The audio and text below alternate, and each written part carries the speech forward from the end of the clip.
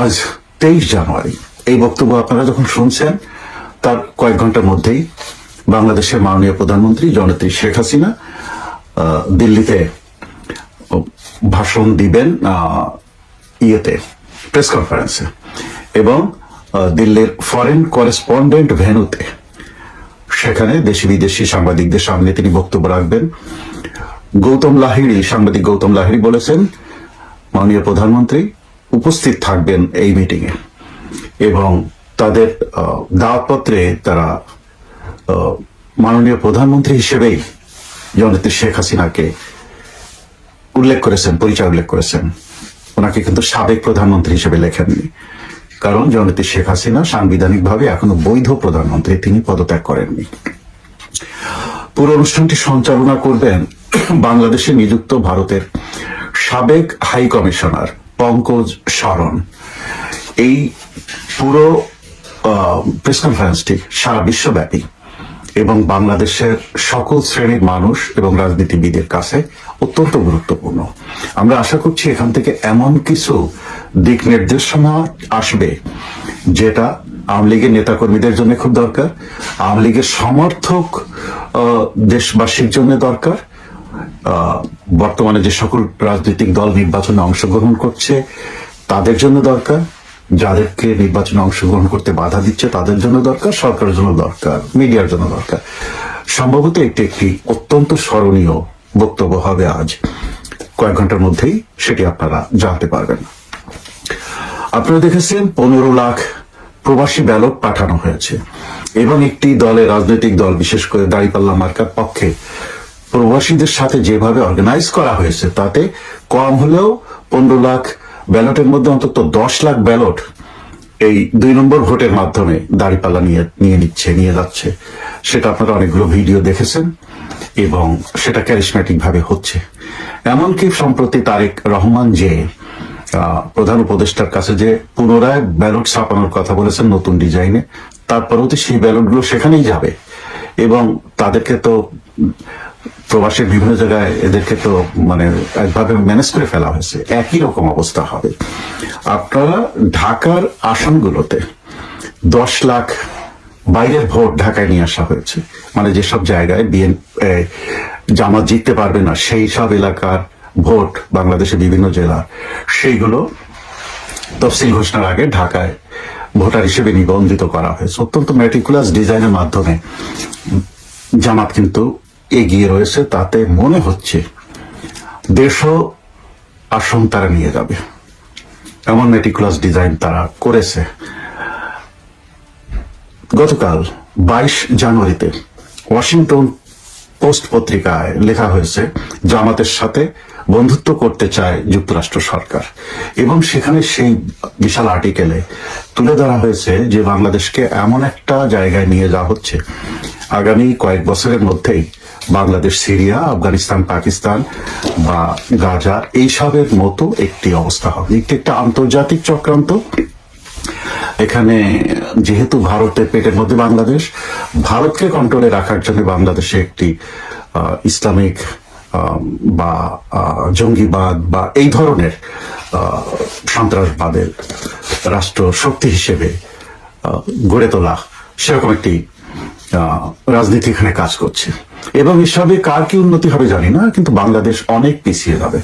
আপনারা দেখেছেন এই সরকারের 17 মাসে যে অর্জন, সেটা হলো বিদেশের ভিসা প্রায় বন্ধ হয়ে গেছে। তার কোনো দেশ যদি বোঝা যায় সেই দেশ সম্পর্কে, সেই দেশে কর্মরত রাষ্ট্রদূতরা যদি রিপোর্ট করতে থাকে নিজের দেশে যে এই দেশে জঙ্গিবাদের উত্থান হয়েছে, তখন তাদেরকে আর ভিসা দিতে চায় না, এবং সেই দেশের যেসব প্রবাসীরা আছে তাদেরকে নানান অজুহাতে নিজের দেশে পাঠিয়ে দেওয়ার ব্যবস্থা করা হয়, এবং যুক্তরাষ্ট্র সহ অনেক দেশ এখন কিন্তু বাংলাদেশে ভিসা আর দিতে চাচ্ছে না।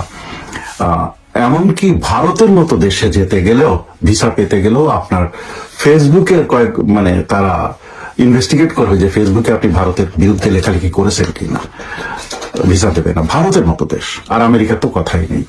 তো আমরা যে পিছিয়ে যাচ্ছি এটা আপনারা বুঝতে পারছেন, তা সেই পিছাতে কত % পিছিয়ে যাব তা আমি বলতে পারছি না। সেনাপ্রধান বলেছেন জুলাই বিদ্রোহে লুট হওয়া ৩,৬১৯টি আগ্নেয়াস্ত্রের মধ্যে প্রায় ৬২% উদ্ধার হয়েছে। তার একটা শতাংশ দিয়েছেন। এই তো আলটিমেটলি জুলাই বিদ্রোহে কি শুধুমাত্র ৩,৬১৯টি অস্ত্র? ৩ শতাধিক থানা লুট হয়েছে, জেলখানা লুট হয়েছে। তার আগে আপনার বিডিআর বিদ্রোহে অস্ত্র লুট হয়েছে। এর আগে আপনার যাদের কাছে অস্ত্র ছিল, লাইসেন্স করা অস্ত্র, সেগুলো, এবং পাকিস্তান থেকে যেসব অস্ত্র আসছে জাহাজ ভর্তি, এবং রোহিঙ্গাদের মাধ্যমে যেসব অস্ত্র আসছে, তো হাজার হাজার লাখেরও বেশি অবৈধ অস্ত্র সারা বাংলাদেশে ছড়িয়ে ছিটিয়ে আছে। গতকাল প্রথম দিন মানে আপনার প্রচারণা শুরু হলো। তা প্রথম দিনে নির্বাচনী প্রচারণায় সারা দেশে সহিংসতায় 25 জন আহত হয়েছে। এ মাত্র শুরু। এটা যে কোন লেভেলে যাবে তা কিন্তু বলা যাচ্ছে না।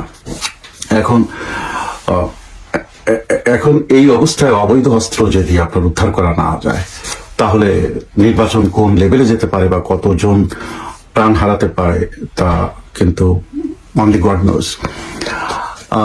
আপনারা দেখেন যে বাংলাদেশে রাজনীতি যারা করেন তারা মানে একজন আরেকজনকে সহ্য করতে পারেন না, মেরে ফেলেন, ধ্বংস করে দেন, শেষ করে দেন ইত্যাদি।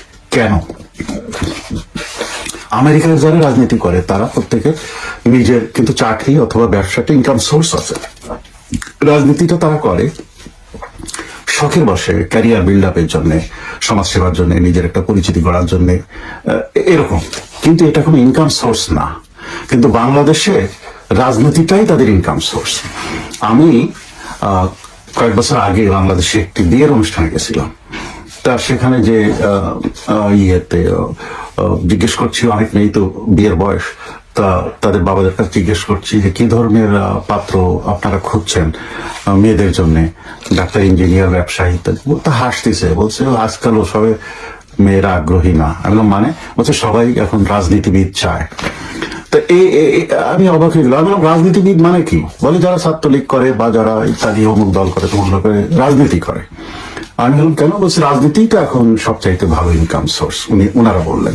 এর ভিতরে দেখলাম যে সেই বিয়েতে বরযাত্রীরা আসলো, একটা বেকার ছেলের সাথে বিয়ে হচ্ছে। সে কোনো ব্যবসায়ী না, চাকরিজীবী না, কিচ্ছু না, পলিটিক্স করে, ইয়াং ছেলে। 70টা গাড়ি ভরে বরযাত্রী আসলো। তারা যখন নামলো মনে হলো যেন মন্ত্রী মিনিস্টাররা নামতেছে। তো এই হলো বাংলাদেশের রাজনীতিটা। এটা একটা ব্যবসা, এটা একটা ইনকাম সোর্স। এই জন্যে তারা ক্রেজি হয়ে যায়, তারা পাগল হয়ে যায়। তার অপোনেন্ট যে তাকে শেষ না করে ফেলতে পারলে নিজে টিকে থাকা যাবে না। কিন্তু যদি বিচার বিভাগ, দুর্নীতি দমন কমিশন, পুলিশ বিভাগ এবং নির্বাচন কমিশন, এই 4টি ডিপার্টমেন্ট যদি স্বাধীন হতো, তাহলে এই সব দুর্নীতি থাকতো না। এই ধরনের রাজনীতিকে একেবারে পেশা হিসেবে নেয়ার সাহস কেউই পেত না, সুযোগও থাকতো না। তো আমরা সেই বাংলাদেশ দেখতে পারবো কিনা জানি না। আশায় রইলাম আমাদের পরবর্তী জেনারেশন যদি বাংলাদেশটাকে ভালো জায়গায় নিতে পারে। এর ভিতরে হ্যাঁ না ভোট হচ্ছে, এটা সম্পূর্ণ অসাংবিধানিক। তো দেখা যাক আমাদের নেত্রী কি বলেন। নেত্রীর বক্তব্য আজকে শুনবো, কালকে আবার আপনাদের সাথে কথা হবে। প্রিয় দেশবাসী, ভালো থাকুন। কে কোন দল করেন সেটা আপনার ব্যাপার, আমার ব্যাপার, কিন্তু দেশটা আমাদের সবার। আসুন সবাই মিলে দেশটাকে রক্ষা করি।